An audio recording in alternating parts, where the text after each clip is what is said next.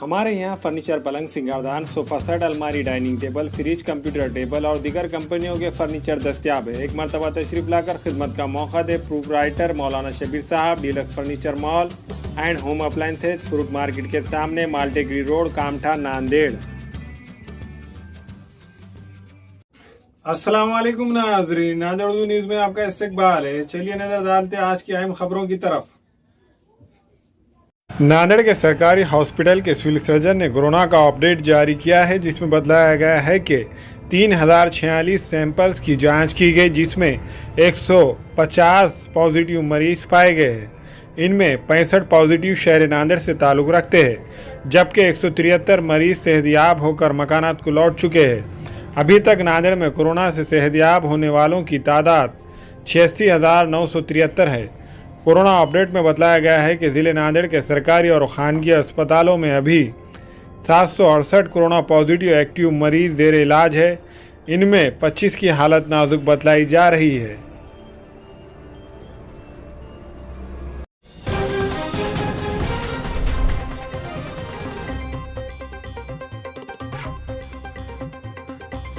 नांदेड़ के सरकारी आयुर्वेदिक कॉलेज के अहाते में मौजूद हॉस्टल की इमारत ख़दीम हो चुकी थी। इमारत की खस्ताहाली को देखकर नांदेड़ के ज़िले के सरपरस्त वजीर अशोक चौहान ने हॉस्टल की नई इमारत के लिए 12 करोड़ 67 लाख रुपए मंजूर करवाए हैं। इस नई इमारत से आयुर्वेदिक कॉलेज में तालीम हासिल करने वाले 100 तलबा को रिहाइश का बेहतरीन नज़म हासिल होगा।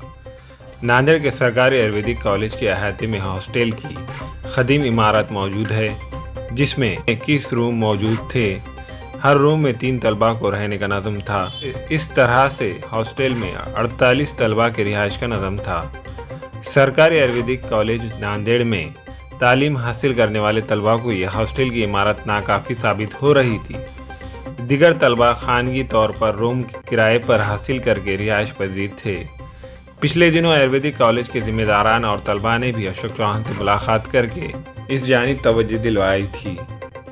महाराष्ट्र के वजीर तामीरात और नांदेड़ के सरपरस्त वजीर अशोक चौहान ने इस जानिब खुसूसी तवज्जो देकर हॉस्टल की नई इमारत को हुकूमत से मंजूर करवाया है और महकमा तामीरात के ज़रिए हॉस्टल की नई इमारत 12 करोड़ 67 लाख रुपए की लागत से तामीर की जाएंगी।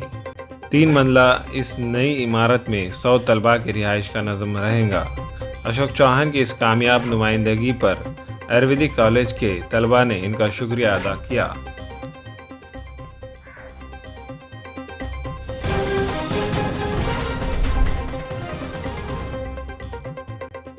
शिवाजी नगर पुलिस को पेट्रोलिंग के दौरान रात के वक्त सड़क के किनारे एक नौजवान लड़की बैठी हुई नजर आई। इसके साथ 1 साल की कमसीन लड़की भी मौजूद थी। पुलिस ने फौरी इस लड़की को महफूज मुकाम मुंतकिल करने की गर्ज से रेलवे स्टेशन के पास मौजूद म्यूनसिपल कॉरपोरेशन के शेल्टर हाउस में मुंतकिल किया। पुलिस ने इस लड़की और इसके साथ एक कमसीन लड़की की बरामदगी का इंदराज पुलिस डायरी में करके इस लड़की के ताल्लुक से मालूमात हासिल करना शुरू की। लड़की शेल्टर हाउस में रहते हुए वहां की जिम्मेदार सुनीता अठोले से बातचीत की और इसने बताया कि वो मध्य प्रदेश के बावड़ी गांव की रहने वाली है और इसका नाम चांदनी ग्रेवाल है। पुलिस ने इस इत्तला पर मध्य प्रदेश में इसके मकान का पता लगाकर इसके वालिद नाना लाल ग्रेवाल से रब्ता किया। इसे नांदेड़ बुलाकर इसकी लड़की और इसके साथ पाई गई 1 साला कमसीन लड़की को इसके हवाले किया। पुलिस के मुताबिक ये लड़की ज़हनी तौर पर माजूर थी और वो घर से निकलकर नांदेड़ पहुंच चुकी थी। घर वाले भी इसकी तलाश में मसरूफ़ थे। शिवाजी नगर पुलिस ने खातून और इसकी लड़की को इसके वालिद और रिश्तेदारों के हवाले किया।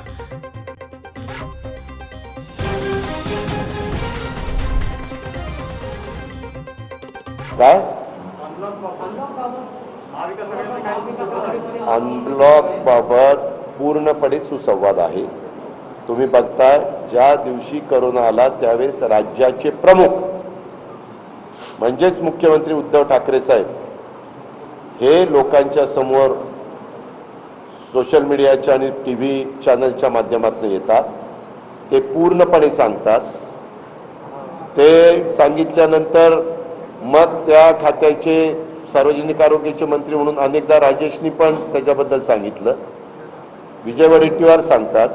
काल पण विजयरावांनी जे स्टेटमेंट केलं त्याच्यानंतर त्यांनी सांगितलं की एक शब्द माझ्याकडनं राहून गेलेला होता, त्याच्यामुळं काही गैरसमज पसरले गेले.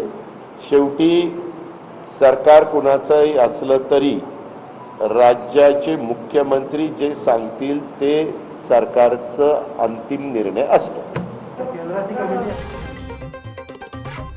कोविड खवानीन की खिलाफ वर्जी करने पर टाइगर और दिशा पटानी के खिलाफ मुकदमा दर्ज. पुलिस ने बॉलीवुड अदाकारा टाइगर श्रॉफ और अदाकारा दिशा पटानी के खिलाफ मुकदमा दर्ज किया है. इन पर कोरोना गाइडलाइंस की खिलाफ वर्जी का इल्जाम है. बॉलीवुड अदाकारा टाइगर श्रॉफ और अदाकारा दिशा पटानी के खिलाफ बगैर किसी वजह के अवामी मुकाम पर घूमने के लिए वबा की गाइडलाइंस की खिलाफ वर्जी करने का मामला दर्ज किया गया. मुंबई पुलिस के एक अहदेदार ने ये मालूमात दी है. पुलिस ने बताया कि मुंबई में दोपहर 2 बजे के बाद बगैर किसी वजह के अवाम को घूमने फिरने पर पाबंदी है, लेकिन इसके बावजूद शाम तक बांद्रा बस स्टैंड के करीब टाइगर श्रॉफ घूमते हुए पाए गए.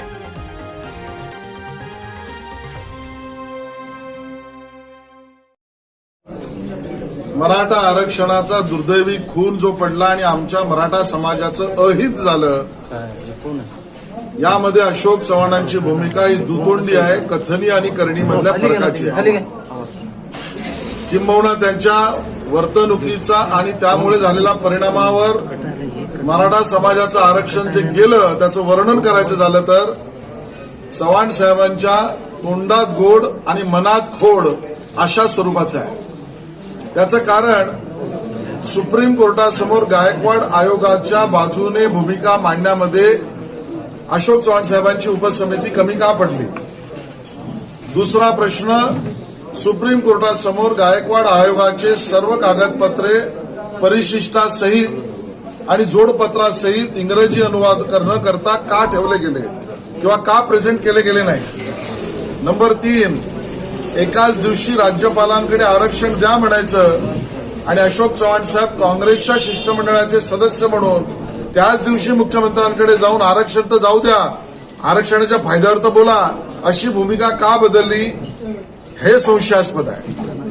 आम्हाला हेही संशयास्पद आहे की ज्या पद्धतीने महाराष्ट्र सरकारचे वकील म्हणून मुकुल रोहतगी सुप्रीम कोर्टामध्ये आर्ग्युमेंट करताना त्यांना हे म्हणावं लागलं की सरकार माझं अशील आहे पण महाराष्ट्र सरकार मला मदत करत नाही की मी योग्य भूमिका मांडू शकेन, असं वकिलाला का म्हणावं लागलं आणि सातत्याने कोर्टासमोर ऍडजस्टमेंट का घ्याव्या लागल्यात, या 5ही प्रश्नातलं उत्तर दिसतं की कथनी आणि करणीमध्ये अशोक चव्हाणांच्या फरक आहेत.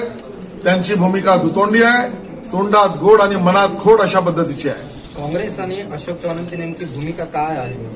काँग्रेसची भूमिका पहिल्यापासूनच मराठ्यांना आरक्षण मिळूच नये याच स्वरूपाची दिसते आणि म्हणून कालेलकर आयोगाच्या वेळेला मराठा आरक्षणाचा विचार करता आला असता केला होता पण तो टेबल झाला नाही. काँग्रेसने याचं उत्तर द्यावं. नंबर 2, मंडल आयोगाच्या वेळेला मागासलेपणाच्या जातींची चर्चा करताना मराठ्यांना नाकारण्यात का आलं, राज्यात काँग्रेसचं सरकार होतं, त्यांनी उत्तर द्यावं. नंबर 3, खरे आणि बापट आयोगाने मराठा समाजाचं मागासलेपण नाकारलं, त्यांनी नाकारलेलं मागासलेपण आम्हाला मान्य नाही असा निर्णय तत्कालीन काँग्रेसच्या सरकारने का नाही केला, याचं उत्तर काँग्रेसने द्यावं. आणि नंबर 4, पृथ्वीराज चव्हाण साहेबांच्या सरकारने आयोग न नेमता समितीच्या आधारावर जे आरक्षण दिलं ते टिकणारच नव्हतं अशी कार्यपद्धती का केली, याचा अर्थ सातत्याने या महाराष्ट्रात मराठ्यांना आरक्षण मिळूच नये अशी भूमिका काँग्रेसने घेतली आहे आणि आज त्याला शिवसेनेचं समर्थन आहे. मला वाटतं समाजाची भावना त्याच्यापेक्षा वेगळी नाही आहे.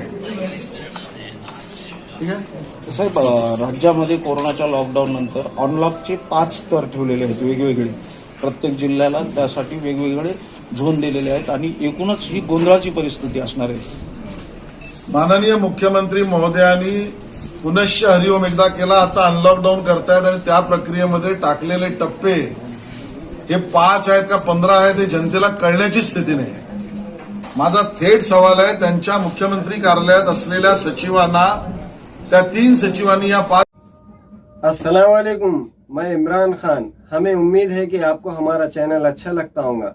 लेटेस्ट न्यूज के लिए देखते रहिए नांदेड़ उर्दू न्यूज, और न्यूज के पसंद आने पर लाइक, शेयर और सब्सक्राइब करना ना भूलें।